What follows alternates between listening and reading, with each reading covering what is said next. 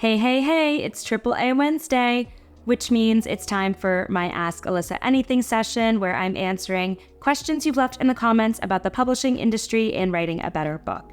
If you're new here, welcome.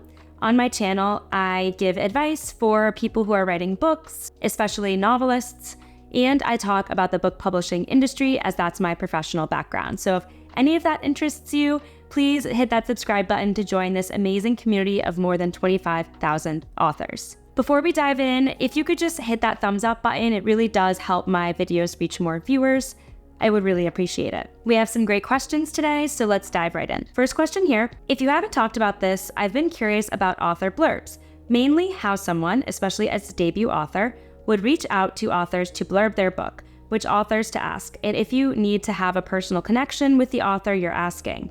Love your channel, and I look forward to AAA every week. Oh, thank you. So author blurbs, for those of you who aren't sure what that means, are quotes from other authors, typically on the front or back cover of the book, and you can see them on the description page on whatever online retailer that you're viewing.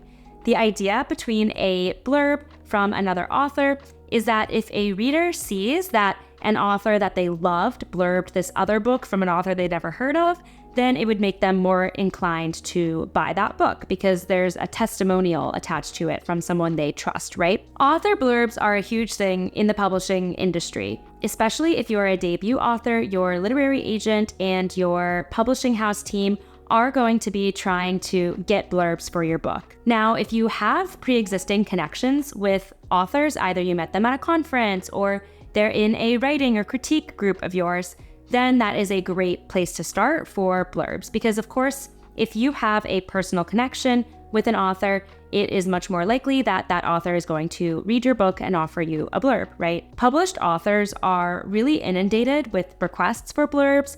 Oftentimes they have 5, 10, even 15 books that are sent to them from publishers or literary agents, and there's no way for them to read all of those and blurb all of them. So it really is sometimes challenging to get blurbs if you are a debut author, but there are other ways to get one if you don't have a specific connection to another author. Your literary agent could reach out to their own clients who maybe write within a similar genre to you and ask them on your behalf to blurb your book. Because they also have a relationship with that agent, they are more likely to want to blurb that book, right? As a means of helping out the agent and you as their agent sibling, almost, if that's a term we want to use. Similarly, your editor at the publishing house will also typically ask other authors on their list who they work with to blurb your book if you're a debut author. Again, they already have that personal connection to those authors, which makes it more likely for that author to take the time to blurb for you. Also, editors and agents just send out books with a little note inside to authors who they think would be great to blurb the book. Those are the least likely to get you a blurb, of course, because it's almost like cold emailing them, though they do physically send the mail typically through the author's agent. But that is another way you could get a blurb. So rest assured that you're not going to be totally on your own to find authors to blurb your book. You will have the support and help from your agent and your editor. Before we dive into the next question, I wanted to let you know about a free resource I created for my YouTube community called my Story Self-Assessment Worksheet. The link is in the description, and it's a fun, easy quiz designed to help you get out of a rut with your work in progress. If you just are too deep in it to see the forest from the trees and see what's working and what could be improved. I know how challenging that can be. So I wanted to create this easy way for you to evaluate your own work. Downloading that is also going to sign you up for my newsletter, Chapter Break, where I interview publishing industry insiders and professional authors.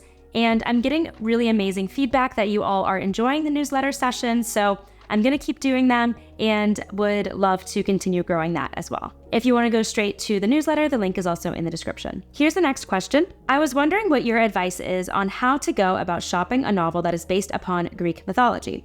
It is written in an upmarket vein, in my opinion, but I'm having trouble putting it in a genre or category. This certainly sounds interesting because we have examples of novels published in the past few years that deal with Greek mythology. I'm thinking about Madeline Miller's works, for instance. In terms of what genre this would fall into, it really depends on the actual content of your story. Does it take place in ancient Greece? In which case, that's probably a historical novel. Or is it inspired by Greek mythology, but it takes place in our contemporary world? Then it could be a work of upmarket contemporary fiction. Does it have a love story angle? Is there any romantic elements to it? Is there a suspense angle to it? Then it could be a thriller.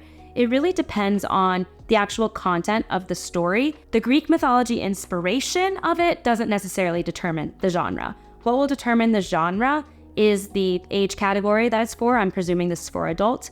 And then the time frame the novel takes place in, whether it's historical or contemporary, and then any possible subgenres like thriller or romance, etc. In your query to literary agents, you can certainly say it's inspired by Greek mythology. You could say something like, my contemporary romance novel is inspired by the Greek myth X, Y, and Z, for instance. We have time for one more question today. On what planet does an agent give any feedback on the query or query letter?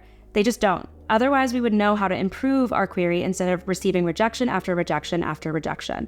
Form letters with no input is the norm, and I understand they get a lot of queries, but how are we to know what we are doing wrong? I sense some frustration here with the querying process, which I absolutely and totally understand. And you are completely right that form rejections are the standard in the industry because agents are ultimately trying to get back to as many querying authors as they can and don't necessarily have the time to reflect on and articulate why they feel this project isn't right for them, so they send you the form rejection. That said, there are cases where you do get feedback from agents. This would typically happen if the agent was really seriously considering your query. If the agent requested the full manuscript and then rejected it, typically they would provide a little bit more insight as to what wasn't gelling for them. But if you're in the position of only having received form rejections, it can be nearly impossible to figure out what's not resonating with literary agents, right? The framework that I like to use is thinking about how many queries you've sent out. If you've sent out 5, 10, 15, even 20 or so queries and have gotten no responses yet or only form rejections, to be honest, I really wouldn't sweat it just yet. You don't have enough of a sample size to understand what could possibly be wrong. So I don't want you to make any changes to it prematurely. Now, if you are querying several dozen agents and you've heard back from most or all of those agents and they're all form rejections with no actual tangible feedback, and none of them have requested to read more of the manuscript, then that's the time that I would revisit your query materials. Is your query really pitching this book in an enticing way? It could be that they're not getting past the plot blurb in the query letter because it just doesn't sound interesting. Alternatively, it could be that they are reading through your sample pages, but the writing isn't pulling them in or the scene isn't engaging enough to make them want to read more. That's the point at which I would maybe consider playing with a new version of your query letter and see if changing the plot blurb especially helps get you more traction, or potentially changing the opening of your novel. Could you open that scene differently? Could you open with a different scene entirely and see if maybe you get a full request that way? Once you get a full request, then that is a good signal that something in your query package is working. I know this process is really daunting and disheartening and discouraging, but I have a lot of resources in my channel to help you through it, and I hope that you do stay encouraged. Thank you so much to everyone who submitted a question today. If you have something you'd like to ask, drop it in the comments here and it will be added to my queue. Before you head out, please do hit that thumbs up button. It does help out my channel with the YouTube algorithm. Hit that subscribe button to join this amazing community, and don't forget your free story self-assessment worksheet and my newsletter link in the description below. Thanks so much for watching and happy writing.